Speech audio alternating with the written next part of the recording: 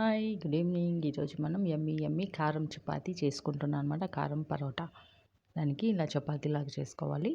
కొంచెం కారం, కరివేపాకు పొడి వేసుకున్నాను అనమాట. నేను కరివేపాకు పొడి, కొంచెం కారం, ఉప్పు అండ్ ధనియా పౌడర్ వేసి ఇలా మొత్తం అప్లై చేసుకోవాలి. చపాతీ మొత్తం అప్లై చేసుకొని నీట్గా రోల్ చేసుకోవాలన్నమాట. ఇలా రౌండ్గా రోల్ చేసుకొని కట్ చేసుకొని చపాతీ చేసుకున్నామంటే సూపర్గా అయిపోతుంది చపాతీ. టేస్టీగా కారం చపాతీ.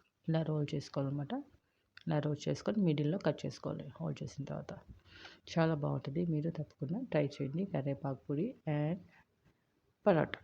కరివేపాకు పొడితోటి పరోటా ఇలా లేయర్గా వస్తుంది మనకి. చూసారా, మిడిల్లో కట్ చేసాం కదా, చపాతీ చేసుకొని ఇలా లేయర్ వస్తుంది. ఇలా చేసుకున్నామంటే ఇలా డిజైన్గా ఇలా వస్తుంది.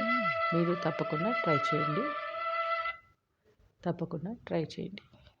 ఫస్ట్ టైం వీడియో చూస్తే లైక్ చేయండి, షేర్ చేయండి, సబ్స్క్రైబ్ చేసుకొని తప్పకుండా ట్రై చేయండి. కారం పరోటా ఇలా అన్నీ చేసి పెట్టుకున్నాను నేను. 1-2 అలాగా అన్నీ పక్కన పెట్టుకున్నాం. చూసుకొని అన్నీ చేసి పక్కన పెట్టుకొని వరుసగా ఫ్రై చేసేసుకోవటమే. ప్యాన్ మీద నెయ్యి వేసి ఆయిల్ వేసుకుంటే బాగుంటుంది. నెయ్యి వేసుకుంటే ఇంకా బాగుంటుంది. నెయ్యి వేసి ఫ్రై చేసుకున్నారంటే యమ్మీ కారం చపాతీ, కారం పరోటా రెడీ.